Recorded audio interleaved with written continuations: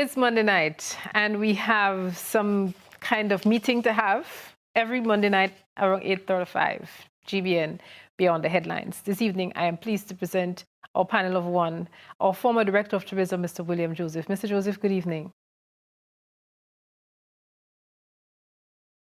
I'm not so sure I'm pleased to be alone. You're not alone. You're with me. You're not alone. So it's been quite a week.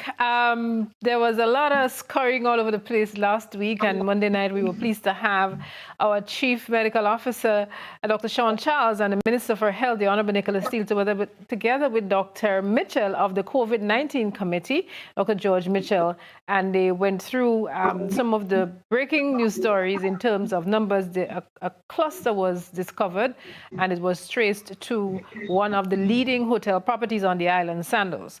And since then, it has been a full week of blaming, counter-blaming, chiding, taking each other to task. So, Mr. Joseph, you have sat back and you've watched all of this play out in the public domain, and your brain was saying what? Well, I don't know, this is scary, it is sickening, it is saddening. These are not good times for us in Grenada. That's what my mind is saying to me. So, Mr. Joseph, again, I like to put you in that place where you once were, and to role play. You have been a director of tourism in Grenada. And let us just say that you are still sitting in that hot seat, and this, we already had COVID, and then this situation of the last week came on your desk. How would you be handling something like that? Well, before we get to that, the question is how did this thing come about? Because if one were to go to visit the website of the GTA, the Greater Tourism Authority, and drill down to the section dealing with protocols, one is going to encounter something there that is called pure safe travel and pure safe travel accommodation. And when I read what is there, it is in the form of a protocol, so to speak. Everything in there is telling me that in fact, is what has led us to this unfortunate situation. So some people in the system, on their own volition or in concert with others, meaning acting on the representation or lobbying of others, constructed this system, this protocol, if you will, and never paid attention to what it is that they had constructed. So it seems. But Mr. Joseph, if I were the present director of tourism and members of her staff, I'd be like, are you kidding? How dare you make such a bold statement and claim on GBN, Mr. Joseph? What are you alluding to? Well, it's there. It's in the name of the Ministry of Health. It's on the GTA's website, and it concerns tourism business. Yeah, so but what on the website has you concerned and making those charges? Sorry, I'm not making charges. I am simply saying what I have found. The evidence is there. Anybody could go on the GTA website, you see it. It's in the name of the Ministry of Health. It is on the GTA website. It's a tourism-related issue. Okay, so take us through some of the things there that cause you concern and substantiate your claim, because you might be taken to court, right? That people have been aiding and abetting. There's no defamation involved here. I am simply reciting what it is that exists and that the authorities have put out. The Ministry of Health, in coordination, collaboration with the tourism authorities. I'm reading it straight from the official website. And I'm saying that, to my mind, that is a must be, because it is a system of loopholes. right? You're facilitating traveling to Grenada. There seems to be some attempt to make it as hassle-free as possible, even in the context of COVID. So people could take a test 3-day negative before coming into Grenada, and then when they get here, they could go into what is called a pure safe accommodation. And then they could stay there until ready to leave, or if they desire to go into what is called the community, meaning that they want to get out of the hotel and intermingle and so on, come and meet us and so on, come and look at us, come and talk to us, then they must do a test. So here is the problem. While you put a system in place, as flawed as that is, on the visitor, you do not address the question of the community coming to the visitor at the hotel, the community in the form of the workers. There's nothing in there. And that is the problem. That is the source of the problem. So you can have people who have come, they tested 3 days negative before, but the science tells us that this thing could show up some days afterwards and so on. You have them settled in what you call a pure safe accommodation. They are not subject to any further tests unless they desire to go into the community. So in fact, they could be at the hotel and be ripe with the disease, the infection, and that's it. But here is the thing, that the community comes to the hotel in the form of the employees, the staff. And so tonight, when the Prime Minister talks about a cluster, and he identifies the majority of cases as belonging to that cluster, that is the heart of the problem, it seems so to me. Because prior to that, we did not have this incidence of the COVID-19 infection among us in the population. So let me ask you then, Mr. Joseph, what would you have done differently? You've seen those protocols. You think that is what set us up for a disaster. And if you were Director of Tourism or advising the Ministry of Health, because you would have been represented on the COVID-19 committee, I'm sure, what would you have done differently? The issue is that you have to make the thing complete. You have to close the circle. And if you, on the one hand, want to provide some leeway for the visitor, you must also counterbalance that with the implications of that on the staff who must interact with the visitor. It seems to me that a problem has arisen because they did not address that aspect. And I think that really, in fact, I can't understand how they could fail to appreciate that aspect needed to be tied down. No, some folks might say, okay, we don't need to put it there because this question of employer, the duty falls on the employer to provide a safe system of work and so on and so on. But given the nature of what we're dealing with, we can't leave things a chance. You can't, there are no options really in this thing. But no Mr. Joseph, have an option. But Mr. Joseph, my question remains, tell me two things that you would do differently. You are appointed Director of Tourism tomorrow and you're advising the COVID-19 committee, and especially hindsight is 2020 vision. What would you put in there to address what you see as a problem? Well, I've just said it. I've said there was a need to close the circle.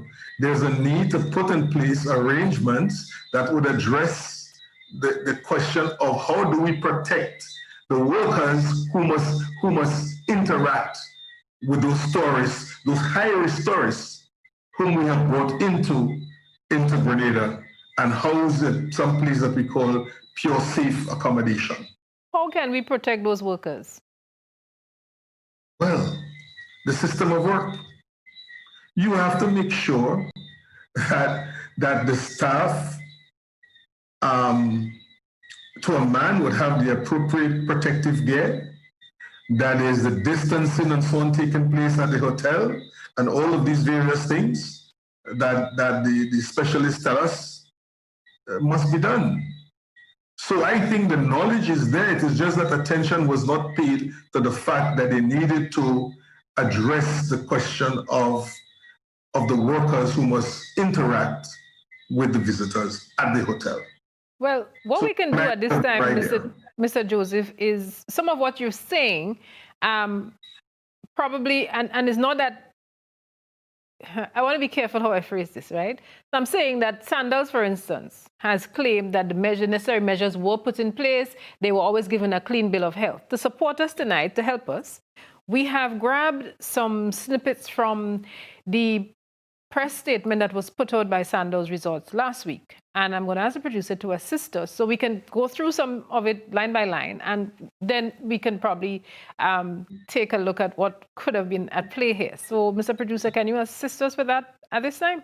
Right. So we had Mr. Peter Fraser saying the resort is particularly troubled to find ourselves the subject of inaccurate and unsubstantiated information being disseminated in the very early days of this issue, much of which we categorically refute. Let's start with that. Particularly troubled to find themselves the subject of inaccurate and unsubstantiated information in the very early days. You read that, and Sandals is saying it's too early to judge us. Is that what you get from that? Well, the Sandals PR machinery is in full gear, as it must, because the brand is under threat. So there's no preliminary statement going on there with other statements to come. Everything is sequenced.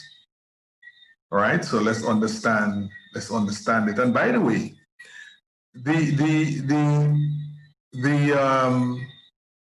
the pure safe arrangement that I referred to was not just applicable to Sandals, you know.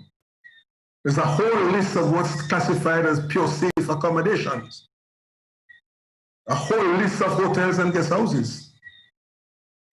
So in this sense, it is not something that was a carve-out that was granted to Sandals. It is this industry-wide arrangement. Okay. And so the thing could occur, may have occurred from other places, other hotels, other guest houses, we know, you know. All right. So you notice that the Sandals PR machinery has... I'm not pointing my finger at Sandals in this context. Got you. Let's move on to another excerpt from the press statement issued by Sandals. And Mr. Peter Fraser, let's go back. Mr. Peter Fraser, he's saying the resort is particularly troubled. Okay, right. They categorically refute, and we could go forward now.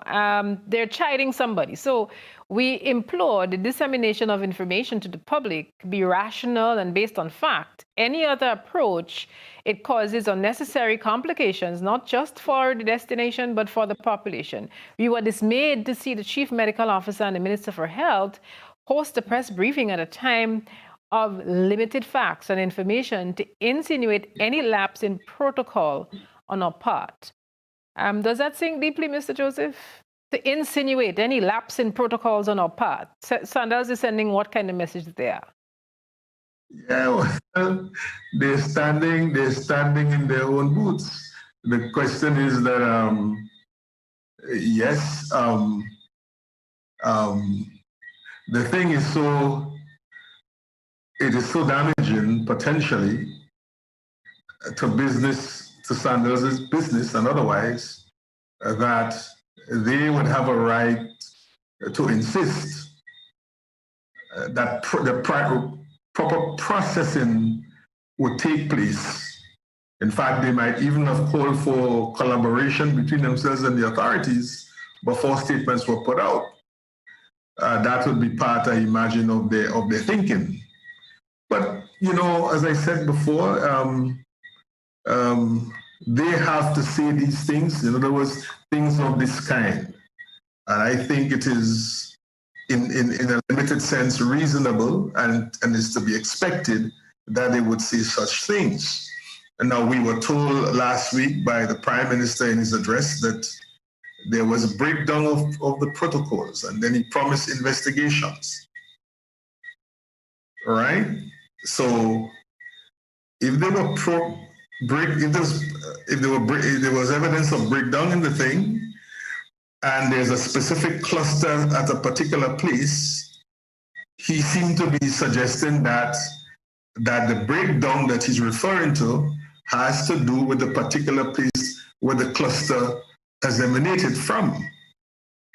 And Sanders is refuting that and saying that there's a possibility that that might not be the case, as would be borne out in another of the slides if we could go forward and take another look at one of the exits. And here, Sanders is talking about being proactive. And so Mr. Fraser added that although investigations are still ongoing, all parties were fully aware that we proactively initiated this process and contact tracing had yet to be completed. These utterances from official sources have fueled inaccurate and further reporting both locally and internationally. So Sanders is saying that they proactively initiated that process. And we'll go back to a report a little later on where the Ministry of Health and Grenada said they were the ones who initiated the random tests. Are you subjecting this to a lie detector test, Mr. Joseph? No, and I don't know that really it helps us to spend so much time with the standard statements and so on. Listen, the details are what they are, but they belong to a family, a pattern. And it is that pattern that we can isolate and talk about. Okay, right? So we'll isolate and talk about the pattern. At a major, the most renowned hotel brand in Grenada internationally. That brand is going to take steps to protect itself. Remember, they started off in a very proactive way long before we reopened for the tourist trade, when they announced the platinum program of cleanliness. Yeah, very proactive. They did it because they thought that there would be business benefit coming out of it, and there would be some goodwill also. So it was fair game. All right, it was fair game for them to have taken that kind of action. The question is not who did this and who did that and who didn't do the other thing. The question is that our authorities put in place some arrangements which, when you look at it on the face of it, there were significant loopholes in those arrangements. And I broaden what I'm saying to say that it was not specific to Sandals, those arrangements. There's a long list. If you go on the site, you will see it. A long list of hotels and guest houses that they classify as pure safe accommodation. And by that, they mean that people could come into those and be housed at those places, arrive having taken a test 3 days before boarding the plane. You arrive in Grenada with that certificate, you are not tested on arrival. You stay at the premises, and it is only if 4 days afterwards you desire to go out into what is called the community, then you must test. So you could see, if you still the picture right there, you could see that a person could come into Grenada with a false negative, or he may have contracted the thing after he had done his test, lodged himself happily at one of these so-called pure safe accommodation in Grenada, interact with the staff. That's the second level of the thing. Because the arrangement does not speak to what must happen on the part of the staff at these hotels. So who is coming to the table with that information? And you did deal with the issue of protecting the workers, and we have our social media feed is ticking away, and one person is saying one way to protect the workers is the following: companies can use or they can employ ultraviolet machines as a means of disinfectant of employees' clothes, etc., on leaving and coming into the property. Another person is saying, I believe he's wrong. Pure Safe travel accommodations differ to the hotel corridors. Sandals, Silver Sands, and other hotels alone were part of the corridor, because we did hear about this corridor where people are taken off from the... I don't know. I didn't read about corridor on the GTA website. But it was mentioned. It was mentioned in the last week in a lot of the excerpts that we got coming out of some of the news stories that were done. That some of the hotels, for instance, they're allowed to have I'm their simply guests. relying on what I read on the GTA website, and I take it as being authoritative because it is in the name of the Ministry of Health. Okay, great.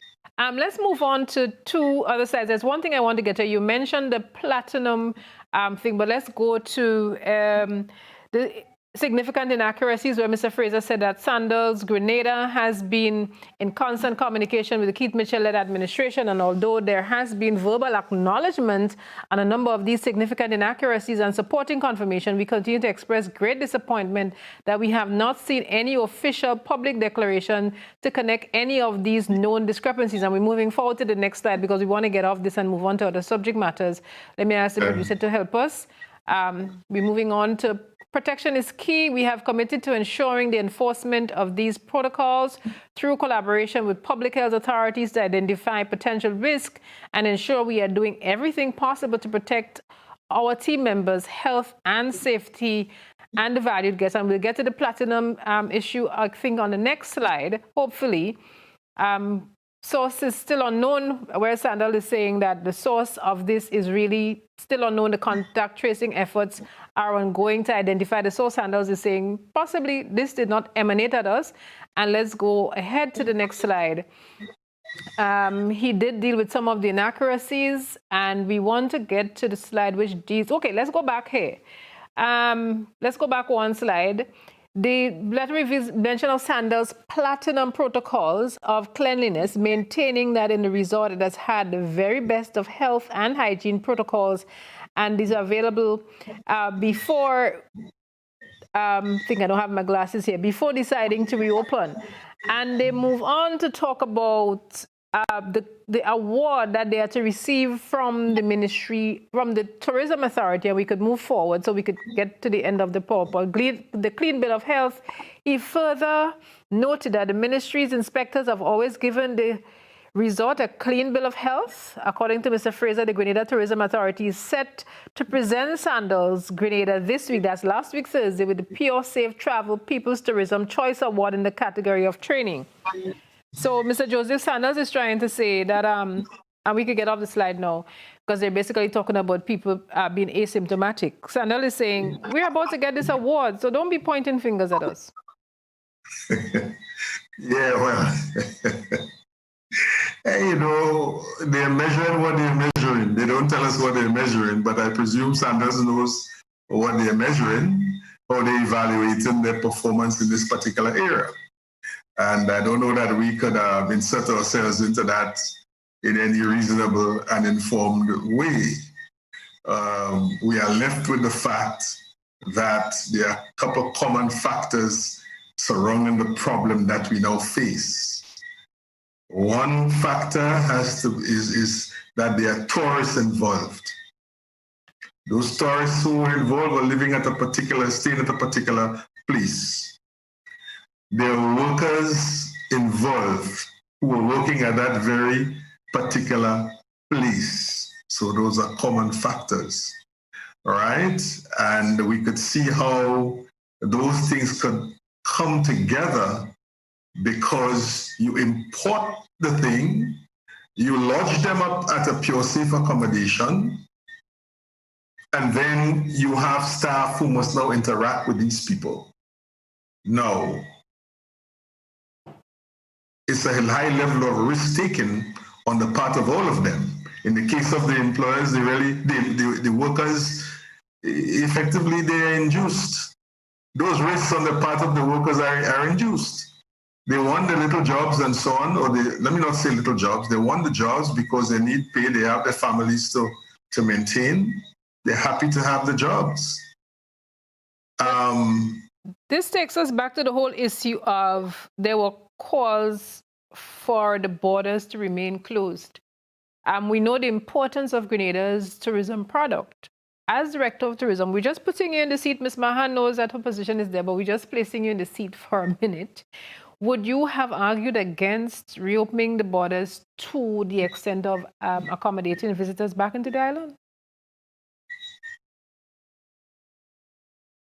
No, not necessarily. I think that one would have approached it in two phases. Obviously, in the pre-vaccine phase, where one needed to put in place the strongest possible protocols and ensure that they're implemented. Not just that, one would then have to go beyond that and evaluate the performance of these protocols and such arrangements. And there must have been some reporting back to the authorities who would have given approval for those things to be put in place in the first instance. So it's a system, right? So we were never going to have large volumes of tourists coming to Grenada in the pre-vaccine phase. Why? Because if you look at our tourism accommodation plan, the majority of our beds are in the category of 3-star. The people who consume 3-star properties, meaning accommodation, buy the vacation at that level, are essentially working class people, lower middle income people, and so on. Grenada is not a high-end destination, right? We have a handful of rooms that are trending in that direction, that are there, and a couple are trending. But the majority of our tourists are, in fact, people who are consuming 3-star products. And these are the people who've been affected in their home countries by the COVID financially. Loss of jobs and so on, loss of incomes, having to use up a lot of their savings and what have you in the period. So we were never going to have large volumes of tourists coming. So if that is the case, we needed to pay attention to how we protect ourselves, and we need to define ourselves very carefully, because we paid some attention. The evidence is showing that we paid some attention to, in a sense, encouraging the tourists to come, those who intended to do so. We didn't want to subject them to several tests and so on. That seems to be the thing. All right. But then on those people who were working at these accommodations, what do you do? And here's how the thing exposes itself. You say if the person is there, he's been there, and then he says to himself, let me go out and see Grenada. After he's been there for 4 days, then he must test in order to be allowed to go and see Grenada. So it is showing you that the authorities were very conscious of the fact that this person who would have been resting up at this hotel or guest house could potentially have been carrying the problem, and you needed to certify him before letting him go to the community. Well, here's the other side of it. The workers who are treating him, feeding him, interacting with him, cleaning his room, his or her, at the hotels are coming from the communities. And what we have there says nothing regarding those employees. And I think, to me, that is where this thing has been very irresponsibly set up, and may well have been a major contributor. I would not suggest it is the main one, that being the only one, but it may well have been a major contributor to what we're experiencing now. And what we're experiencing now is the fact that Grenadians face a Christmas season where their movement will be restricted as of tonight. from 8 o'clock, you had better be in your house because there's a curfew imposed from 8 p.m. to 5 a.m. It will last for 14 days in the first instance. And these were measures addressed by Prime Minister Dr. Keith Mitchell in a national address this evening. He said that there'll be no full lockdown, because of the country's religious beliefs. It's at the heart of the country. But the beaches will be closed. Gatherings for Christmas should be limited to family members only. You should create the family bubbles. And today there are 57 cases. 50 are linked to the cluster. Those are some of the high points coming out of the Prime Minister's address this evening. And when we come back, we will be analyzing parts of the speech and some of the implications for the people, implications for the country as a whole. This is Beyond the Headlines. We're speaking with Grenada's former Director of Tourism, Mr. William Joseph. Do stay with us.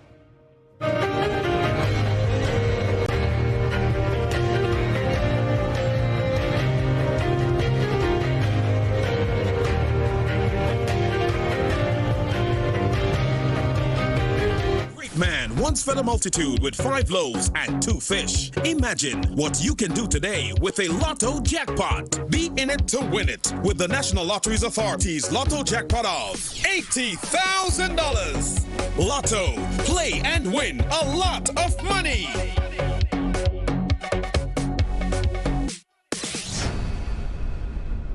Hey, Pleasant. I can't believe what has happened to me. Like is paying my bill for free. A true friend helps you when you're in need. I gotta be a friend that pays my bill for free. One big winner gets their bill paid till December. 14 other monthly winners get their bill paid every other.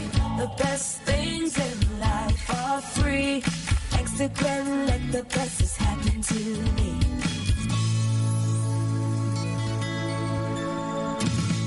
To enter, make your account current. Complete form on Grenlec's website. Text or WhatsApp your name, account number, and contact number to 405-6500. Enter by December 31st. Terms and conditions apply. Get Rubigas. Get cooking. Rubigas, clean, safe, and reliable LPG is the perfect solution for your commercial and everyday needs. For cooking at home or barbecuing, choose Rubigas LPG cylinders. Available in a variety of sizes from 20 to 100-pound cylinders. Rubigas LPG, clean, safe, reliable. Are you cooking with Rubigas? Get Rubis, get going. Food is fundamental, and at Caribbean Agro Industries Limited, we source premium quality wheat and other ingredients, so you get the best results in the kitchen, bakeries and farms. For over 35 years, we've supplied Grenada with the finest flour and animal feed. The tastiest cakes, pastries or breads are baked with the region's finest flour. Buy the products you've trusted for all these years. Baker's Pride, Supreme and Sunshine Flour. Get the best from your farm animals with our master mixed feed brands. Support local. Buy products that are made in Grenada. Call us on 440-2954 or visit us at Mount Gay St. George or check our Facebook page. Caribbean Agro Industries Limited, a subsidiary of ADM. Unlocking nature, enriching life. What makes a strong team? Supporting each other. Sharing successes and disappointments. Learning from one another. Get a Be Better health plan from Beacon and get simple and affordable medical benefits so you can build a better team. Call 440-4447 or log on to beacon.co.tt for more information.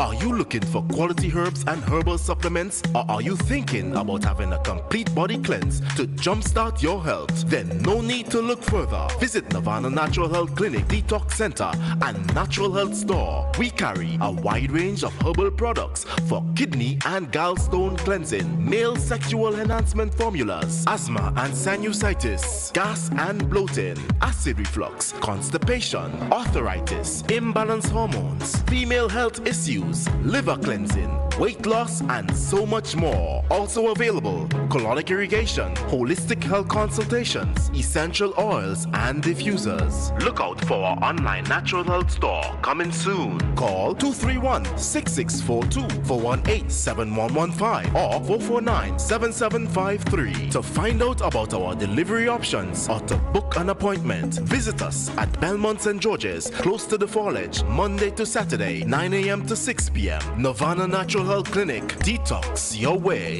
to health.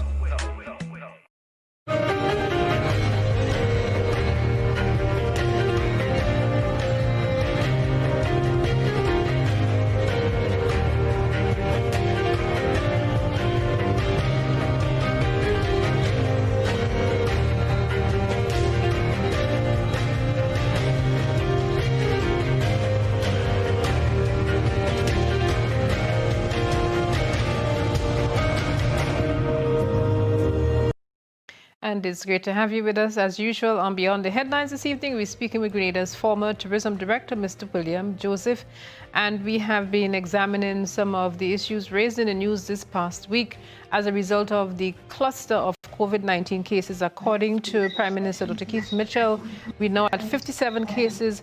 50 of those cases are linked to the cluster which was discovered at Sandals Resort in the south of the island. Mr. Joseph, COVID fatigue. The Prime Minister announced this evening that we would not have a full-scale lockdown, but he is introducing from tonight a curfew from 8 o'clock this evening. It will go until 5 every morning, and that is for 14 days. Already people were assessing the impact of COVID-19 on our local economy with what transpired last week and the measures that we're going into now and could potentially go into for an extended period. What do you think this is going to do to the country economically? Yeah, well, first, before we get there, I think we should address a couple of things at the root of that aspect of the Prime Minister's address. In my mind, the measures that he's announced are very partial, and I don't know that they are adequate enough to meet the challenge that's confronting us at this time. So what is the score? The Prime Minister did not announce a closure of the borders. The UK ban is unique because of a particular development there. So in other words, were it not for this new strain in the UK, we'd be open to British travelers coming in. Equally, we are still open to travelers coming from other COVID-infested. It's a pandemic everywhere. The thing is everywhere. So the borders are open. The borders are open. And then the other issue has to do with internal controls. And those internal control measures, in my mind, would have to do with some reassessment of the pure safe arrangements. One would have to do that. This is basic responsibility to the people to take a second look at those arrangements there. And in that context, the exposure that the employees are subjected to. So I'm saying that the border control matter has to be addressed, and then the internal controls, the open borders issue, and the internal controls. So we have a partial nothing tonight about curfew. The curfew presumably will restrict travel and interaction among people who like to move about in the night.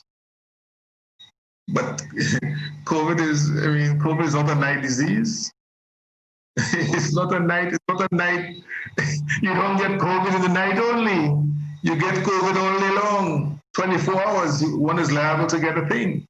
So my issue is we need a comprehensive set of measures to address the crisis that we now face.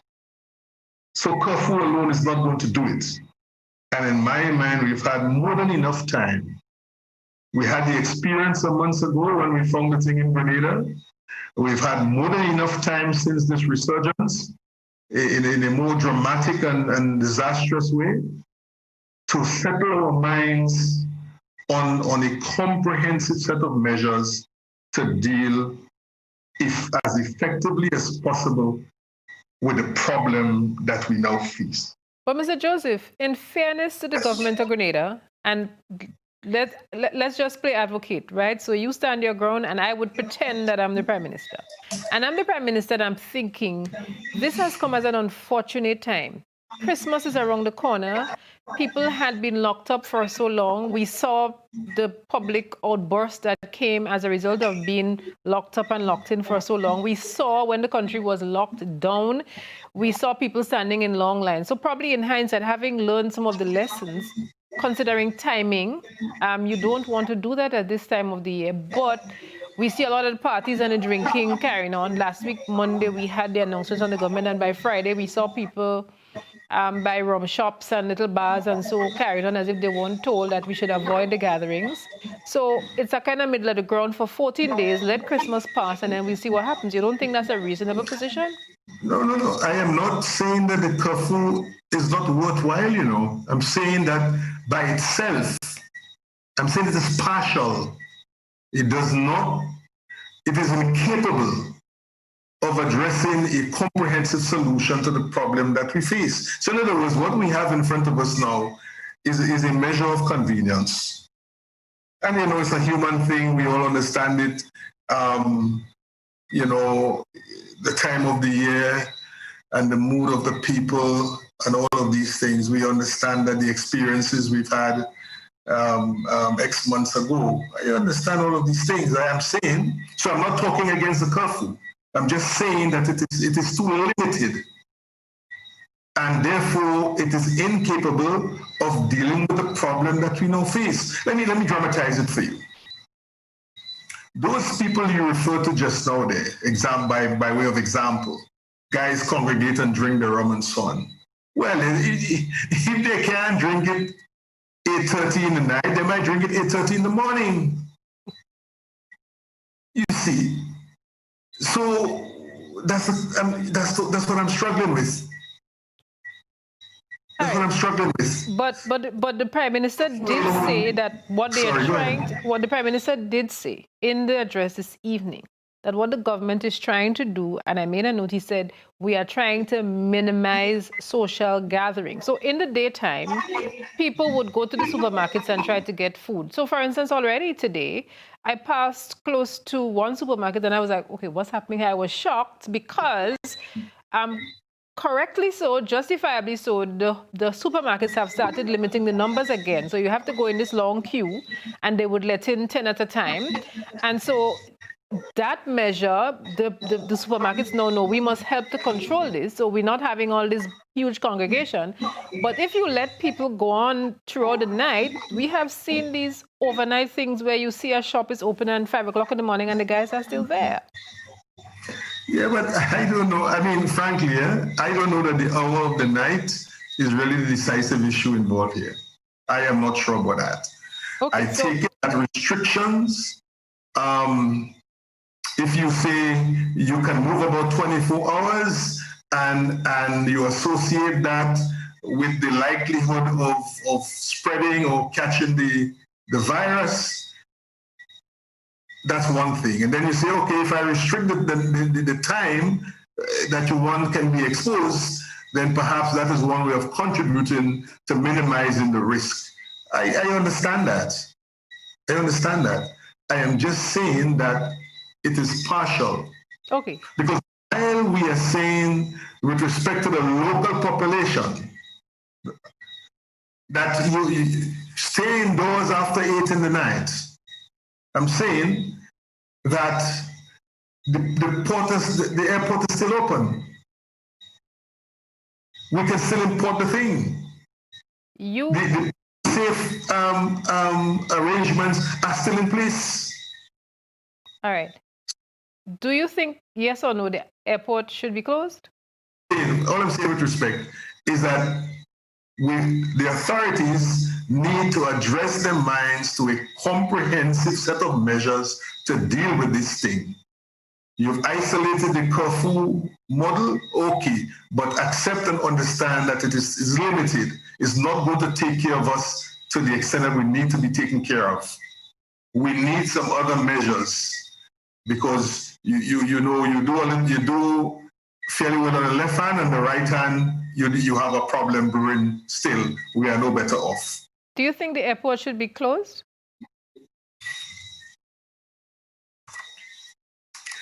I have read some very interesting perspectives on closing the border. I don't know that the problem arose necessarily because the border was open. I take it that the entire world is now a very fragile ecosystem with respect to the COVID. It's there, it's here. But those in authorities and others of us who've been paying attention, I think we've gathered sufficient information now as to the measures that must be taken to protect ourselves. Okay. And that we have the problem because the measures that were put in place were inadequate. I think that's the problem. It's not the mere opening of the port. It is the measures that were flawed. That would be my argument. Okay, fair enough. I just want to make a point of clarity here. It is not that the beaches are not closed. People can go to the beaches, but the social gatherings on beaches are prohibited. So we know, for instance, on Boxing Day, a lot of groupings, families, community groups, church groupings will make Boxing Day sometimes a big line on the beach, sometimes New Year's Day. So social gatherings on the beaches, they are prohibited, but the beaches are not closed. I felt it was important that I clarify that point. I did state earlier that the beaches were closed. That is not the case. The social gatherings are what are prohibited. And in the Prime Minister's address, he kept stressing that point. And yes, Mr. Joseph, he agrees with you on that, or there's universal agreement there that he made it clear that it was partial.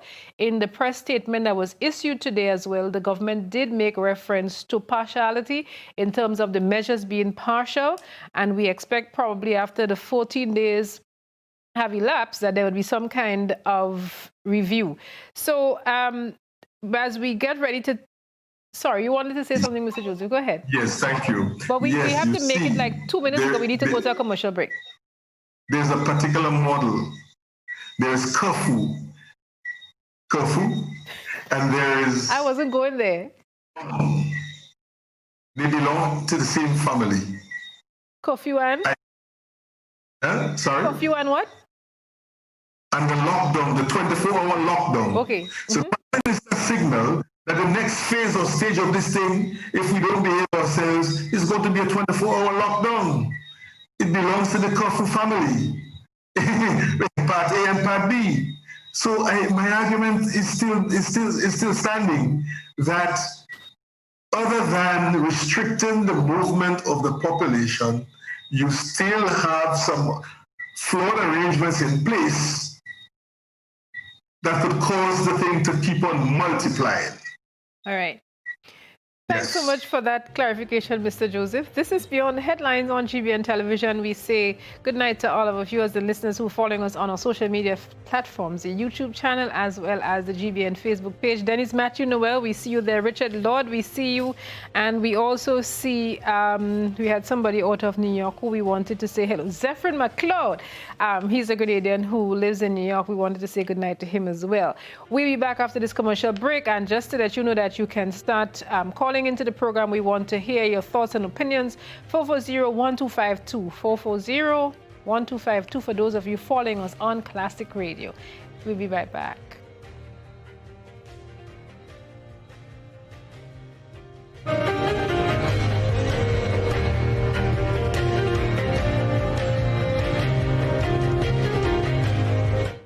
A great man once fed a multitude with 5 loaves and 2 fish. Imagine what you can do today with a Lotto jackpot. Be in it to win it with the National Lotteries Authority's Lotto jackpot of $80,000. Lotto. Play and win a lot of money.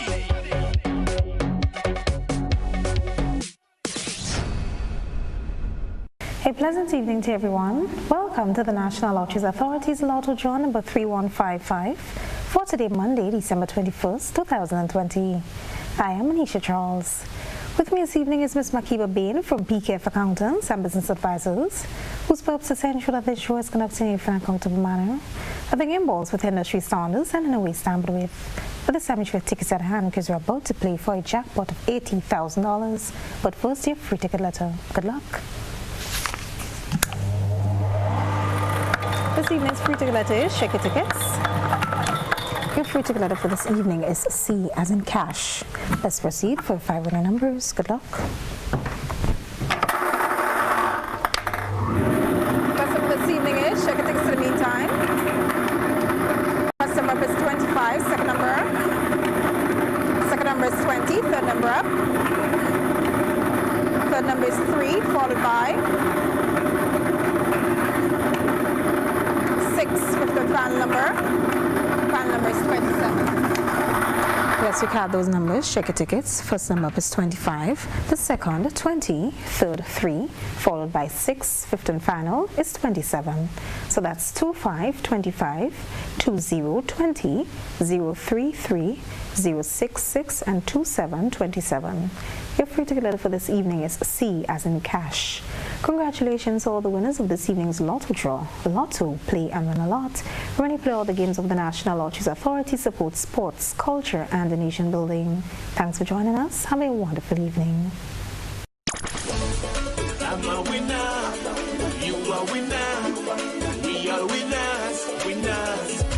It's the big one. Grenada. Imagine winning $25,000 and up to 6 times by scratching just one little ticket. Get your triple cash scratch tickets for a chance to live your best life. Win easy with Scratch. For just $3, match any of your numbers to any of the winning numbers and win the prize shown for that number. Reveal a money back symbol and win the prize instantly. Triple cash scratch in stores now. Must be 18 or older to play. Cause I'm a winner. From the moment that I get up, I'm feeling right.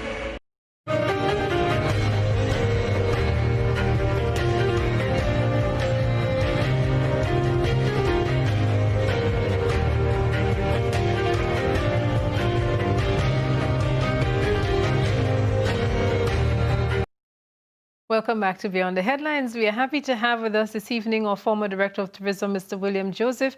And we did promise we'll take your calls as early as possible this evening. And we have our first call on the line. Mr. Joseph, we'll get right back to you. Let's entertain this call. Caller, you're live. Hello? I'm not hearing. Yes, go ahead, caller. If you're watching on the television, I'm giving you the thumbs up to let you know you're live. Oh, right, okay, yes, I'm hearing you now.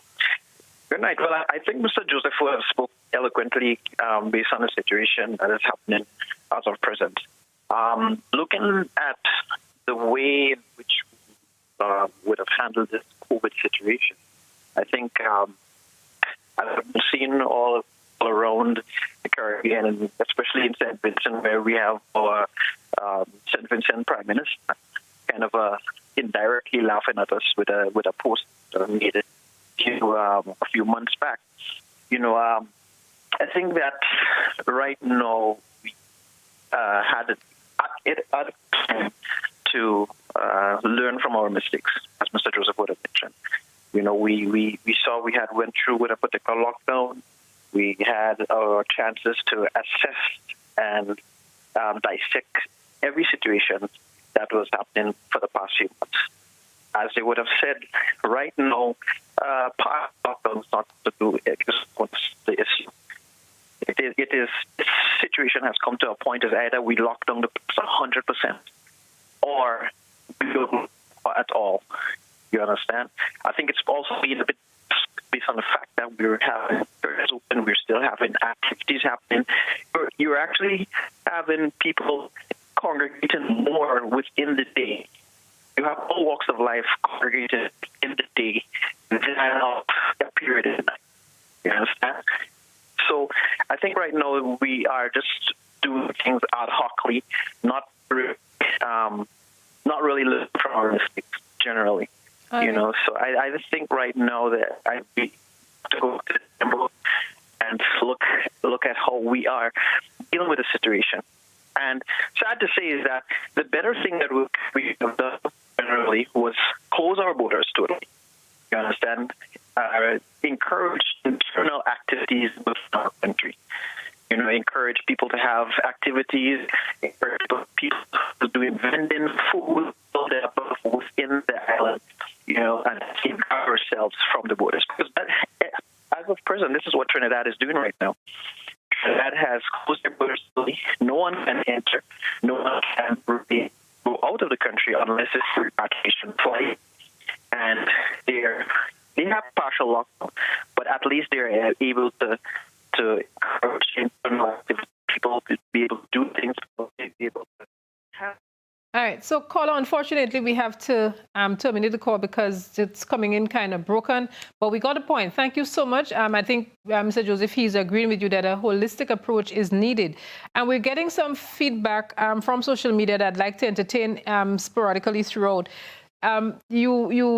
The mention was made about Vincentian Prime Minister, who in an insert was kind of taking aim at Grenada and some shots at some of the other Caribbean countries, and he was said, what happened?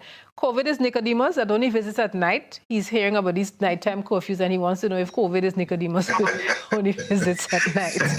And in the midst of every serious situation, you get a laugh, And I like the part where the Prime Minister of Grenada said this evening that, no, I am not the Grinch who stole Christmas. I am the Prime Minister trying to be responsible and do what's best for the country. So Ralph saying this and the Prime Minister of Grenada saying he's not the Grinch, Ralph saying COVID is not Nicodemus. I think we have another caller. Caller, good evening. Good night to you, Miss Campbell. Good night. And good night to Mr. Joseph. I want to agree with the first caller to an extent that Mr. Joseph is making a lot of sense of what he's saying. I think he have analyzed the thing in a very good way. But I don't think the borders is a real problem. I would agree that something went wrong somewhere. Whether we blame the government or we blame the hotel standards, something went wrong. To fix it, it have to be. But I think we would definitely have to agree that something went wrong, and government have to take part of the blame.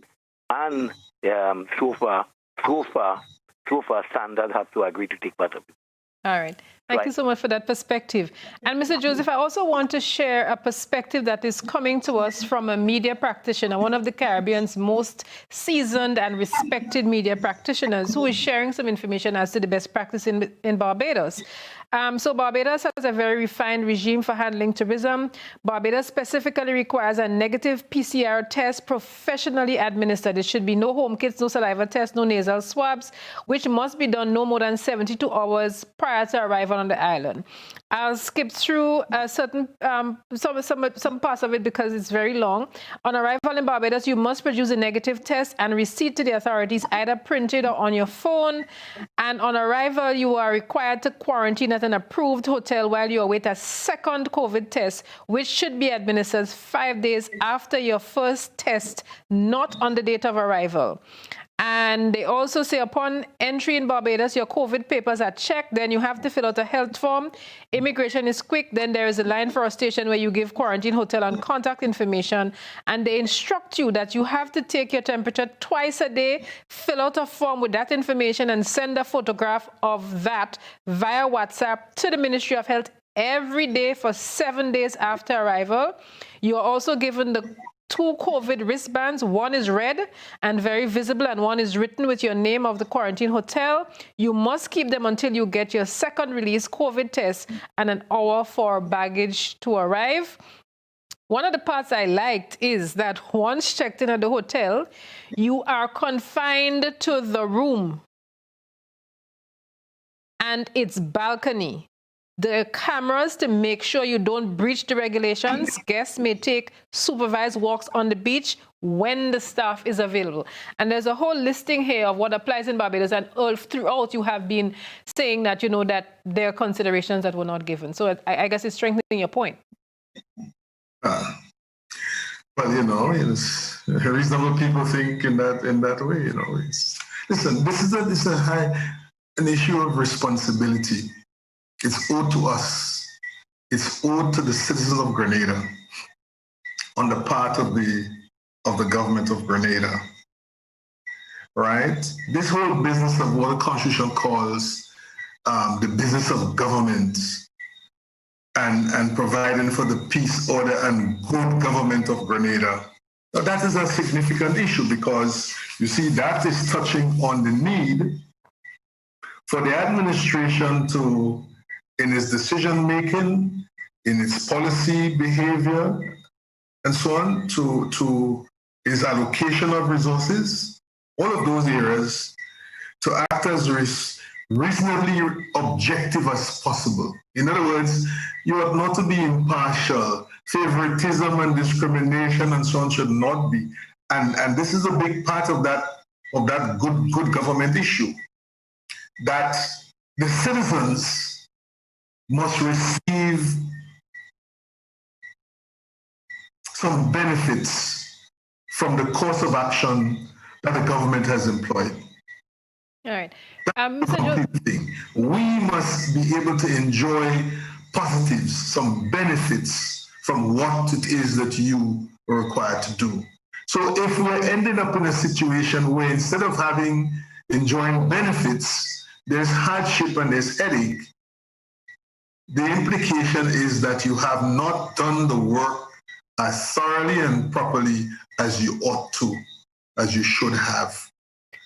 So it's not a question of blaming as such. It's not that. That is very simplistic. It is saying, listen, we need to approach our business in a much more responsible way so that we deliver to the citizens that which the Constitution expects the citizen to enjoy. All right. All right. So we have another caller on the line. Caller, good evening. Hello, good evening. Yes, please. What I calling to really say that this COVID thing was going on in the country. After them doctors and them get it under control, they have been had to just touch to the people now to see if you have any loose ones. But before they did that now, they go back and they open back up the border now and cause others to come in. And first they're coming in now, they start infecting we now, and we don't getting to know that more than when it start to get more bad. And all that I say now, all that come from the heads of government. The Prime Minister is supposed to be blamed for that too, because if he open the border, how we go live? But if he put agriculture in place, we could have lived off of that. But instead of they take the agricultural land and plant food, they take it and they build house in it. So right now, that was causing all this problem. He caused all those things because of his poor vision, what he do to the Grenadian people. It's the people life he dealing with. But he running this country now in a way like if the country belongs to he could do what he want and how he want. This is the problem we face now. And I've been telling that in the face all year, and it come and it happen. Because I have a better vision than he. That's why I could have tell him that. But he didn't pick it up. They feel they know it all. So here's the problem of this COVID thing. Because if Sanders didn't bring them people undercover, that wouldn't have happened. Because we didn't know this happened. The country didn't know. All right. Caller, we can't entertain certain allegations because we have to be able to substantiate every claim that's made in a court of law. So also, let's just continue from the excerpt because I find this to be very interesting, Mr. Joseph.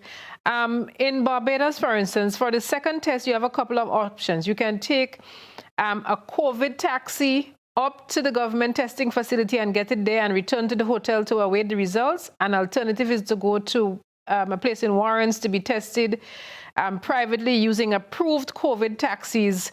And they must have the negative on the second test. If the second test comes back negative, the results will be mailed to the Ministry of Health. You will also be required to forward that email to your hotel, and they will cut off the wristbands, and you are free to leave and enjoy your stay. Visitors still have to take their temperatures for another 4 days and send them daily via WhatsApp to the Ministry of Health.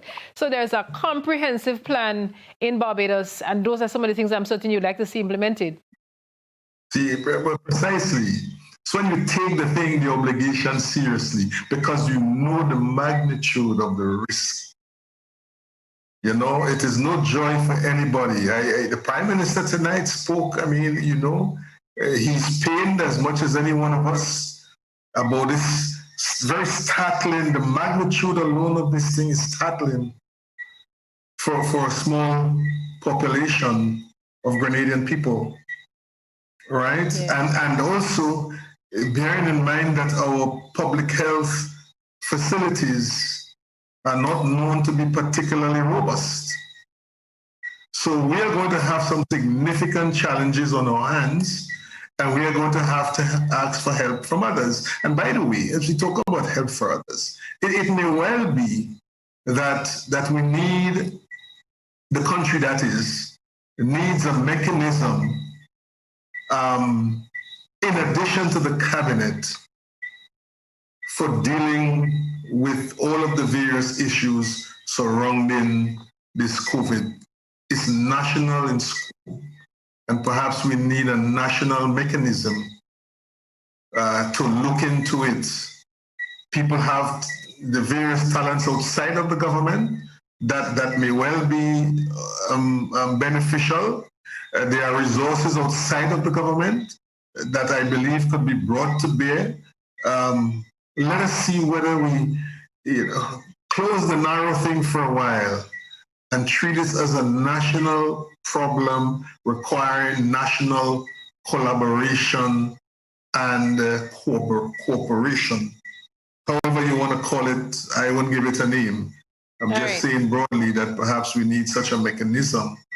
And it would help perhaps also in the question of public confidence, because a lot of people are rattled by the fact that, they believe that the state has dropped the ball very badly on this. Listen, if you make a link between tonight's statement and the Prime Minister's statement last week, I grant him one thing, and that is that it is clear that he made an effort not to continue or not to indicate or insinuate anything regarding sandals.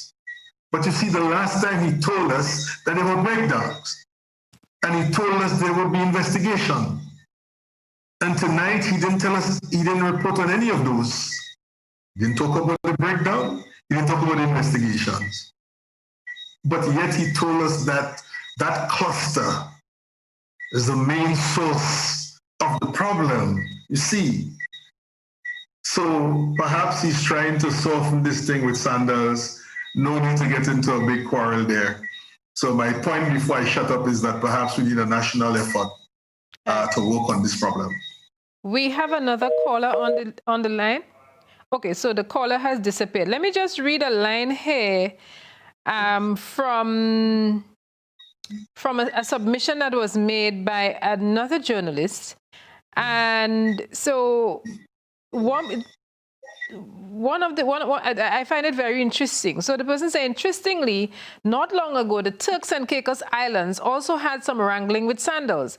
It led to this comment from Charlene Cartwright Robinson, the premier of the Turks and Caicos Islands. And she said, and I quote, "We note how disappointing it has been that Beaches, which is a Sandals property, Sandals has these properties that they call Beaches, has seen fit to publish unnecessary and misleading press statements by which, amongst other things, Beaches sought, it seems, to bully, coerce, or cajole the TCI government into acceding to Beaches' demands. We are conscious that our people found this name-calling by Beaches offensive, and this government has certainly felt that Beaches' conduct has not been consistent with the proper mindset expected of a party seeking to take part in good faith discussions about their liabilities." You did talk about the fact that Sandals' PR machinery had kicked in as it must. And we have this situation having developed in the Turks and Caicos Islands not too long ago. You see, in this business thing, there's above the line and there's below the line. There are statements made up here and so on, high-sounding statements. But sometimes there are practices born out of financial strength and power. And the lobbying to have certain things not in print, but in effect, because those certain things would help to promote a particular cause. So these things are not unheard of. Sanders has significant financial muscle. And they will use that. They have used it in the past. They will continue to use it. So it's not an innocent brand. I mean, it's a brand that we all should be, in a sense, be proud of it because the Caribbean brand with an international reputation. So insofar as that is concerned, great. But if they are found out to be engaging in some stuff that are questionable, then in fact they ought to be called out in those instances. So, Mr. Joseph, looking at the whole, let's take a call and then we come back. Caller, good evening. Hi, good evening, Odette, and good evening, Mr. Joseph. Now, the whole thing, when you listen to what is happening in Barbados, it shows that we are approaching this thing as a bunch of novices. Like we don't have a clue of what to do. And it's very unfortunate that, at this level, our government has let us down so badly. As Mr. Joseph alluded to, if you want to operate this thing, it must be, and as Barbados shown, it must be buttressed by rigorous testing. PCR or taking of temperatures on a daily basis, it must be buttressed by rigorous testing. Secondly, it must be operated as a bubble of which the employees have to be a part. And it's not rocket science. The Ministry of Health does that. The people in the COVID unit who work there, they don't go home every day. They operate, I don't know if it's a monthly shift or whatever it is. They stay inside and be a part of the bubble. And at the end, they go home to their families after they have been tested and cleared, and a new batch comes in. And if they wanted to operate and they had a concern of the staff, they could have done a similar rotation so that the staff who have a chance of being exposed, in spite of all the rigorous testing and the other things, they could stay there and only go back out and mix to the community after they have been cleared. But we have people coming in every day, riding buses, going to their families, no controls. And this was a recipe for disaster. It was bound to happen, sadly. All right. Thank you so much, caller. And if I can entertain a comment that came through on the social media platform, Barbados contracted a U.S. lab, Stage 0 Life Sciences, to make the tests, and they're done in the prescribed way and the 72-hour time period before travel. Officials, Stage 0 will also visit your home to do the test. So we're seeing a lot of excerpts coming out telling us about the various ways in which Barbados seems to be the go-to place now to deal with the standards and the testing. All right, so we'll take some more comments. I believe we have a call on the line. Caller, good evening. Hello? Caller, good evening, please. Hi, good evening. I'm calling into the program. Yes, please. Go ahead, we're hearing you. Go ahead. Hi, good evening. Yes, go ahead, we're hearing you. Hi, good evening. I'm calling into the program. I have listened to the Prime Minister's message.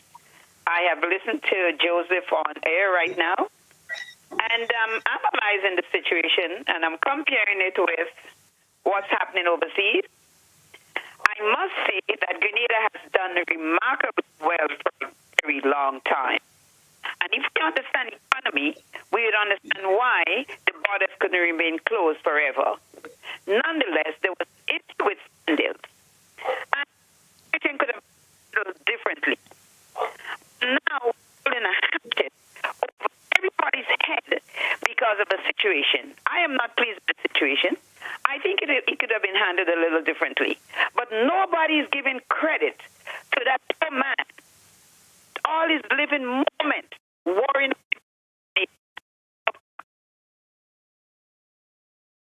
All right. So we're wondering if probably that was an overseas call because it was coming in a little bit garbled. Mr. Joseph, I see you have creased bows. Is it that you have you want to follow up on that, or you weren't here? Well, I was trying to. It wasn't particularly audible, but there was somewhat not giving credit to a man. Who's the man? I think she must have mentioned from what I heard that the Prime Minister needs to get more credit because Grenada had managed this so well for an extended period of time, so that he needs to get more credit for... Well, the Prime Minister is not a part-time Prime Minister. He's not part-time Prime Minister. The Prime Minister, day one of COVID, is the Prime Minister at the whatever we are now in COVID. And if there is evidence, and there seems to be evidence, well, let me back up. I think a lot of us would agree that in the first phase of the thing, the authorities in Grenada did a very, very good job. The guys in public health and so on, the medical people and the police and so on, the authorities in general, I think they did a very good job. So it is not a question of undressing people. The responsibility to provide good government is not occasional.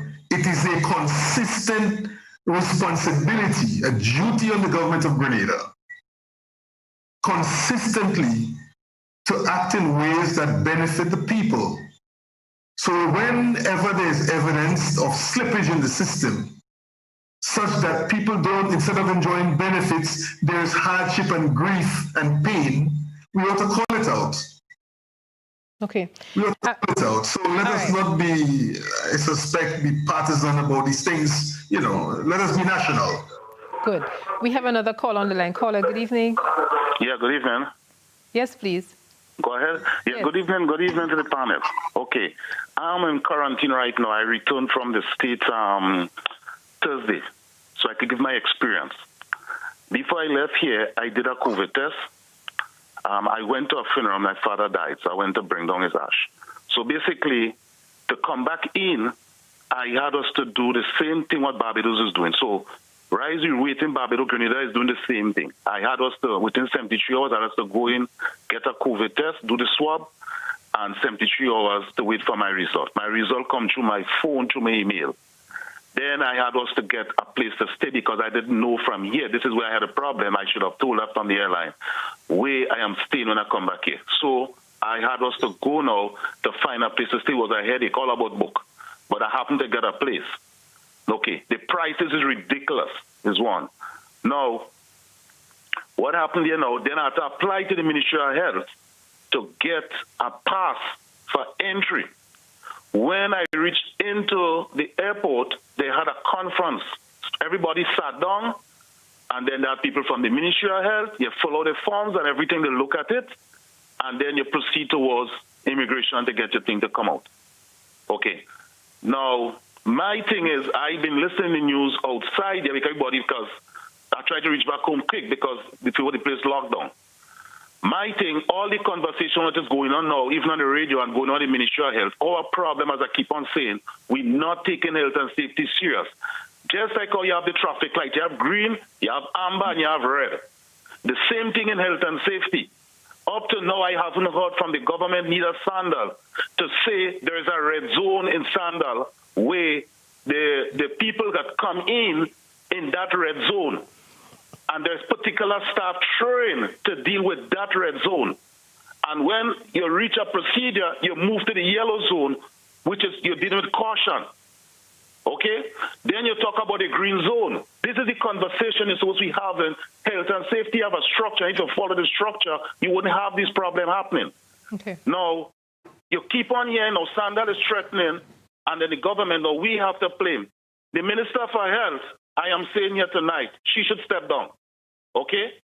Because you're putting us in problem. Right now, you need professional people who understand what is going on. I've been through it. And Grenada is trying the best with the experience I have. The only thing, my baggage and thing, at the time I would like my bag to go out, and they're telling me that it can't. Within 25 hours, any surface COVID and it's gone. So why it is you're keeping people? I had to be in a room right now with my father ashes, which is wrong. Nobody not listening to nobody. They just make a decision, and you have to live by it. But ending up of the day, some of the measures you're talking about Barbados, Grenada are doing it also. Thank you. So, caller, can I ask a question? So where are you now? You're in Grenada or are you out of Grenada? I'm in Grenada right now in quarantine. Okay, so you came back from the U.S. or somewhere else? Yes. Okay, good. Thank you so much for the clarification, and thanks for for the contribution that you've made to the program. Mr. Joseph, I see the clock striking a minute to 10. Just to footnote what the brother just said.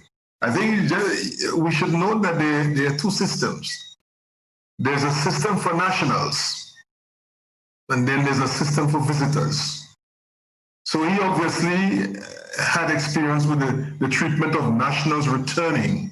It is not the same thing. There might be some overlap here and there, but it is not the same thing as the treatment, the arrangements for visitors as is to be found on the website I referred to at the top of the program.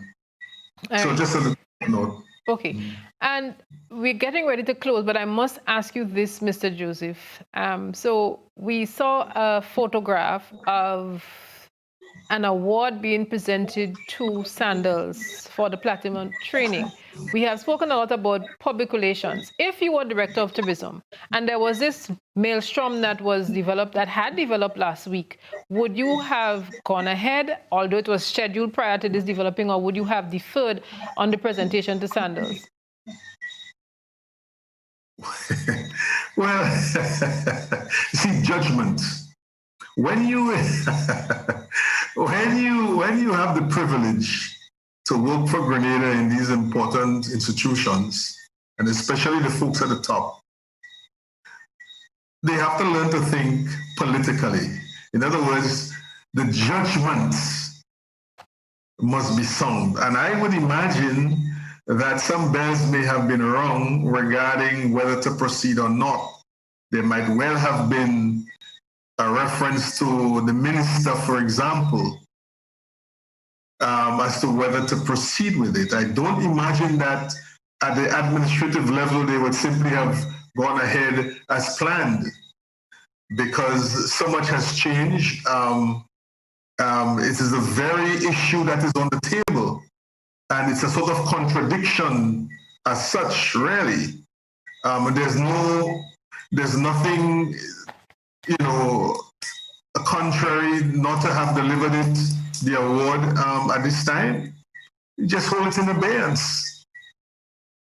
Otherwise we look, what are we looking at? People are complaining and are worried, and you are given an award in the same context. If Sanders was given an award for something else at this time, perhaps it might not be such an affront.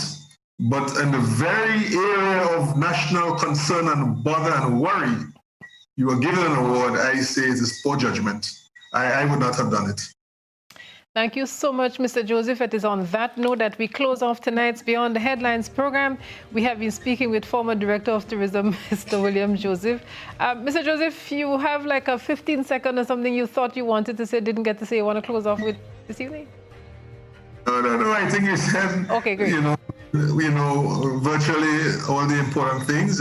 We must now stay in faith and pray for each other, and especially the people who have contracted the virus at this time. And let us hope and pray that the authorities spring in gear very quickly to provide the health care that they would need. Thank you very much, Mrs. Campbell, and thank you to everybody else. Thank you so much. And just to remind people of the regulations that have been announced by the Prime Minister this evening, from 8 o'clock tonight to 5 o'clock every morning for the next 14 days, a curfew will be in effect, and this is being done to minimize social gatherings. There is no full lockdown. There'll be business activity as per usual during the daytime hours. Businesses are asked to close within a reasonable time to allow employees to get home before the 8 o'clock curfew takes effect. Social gatherings on beaches are prohibited.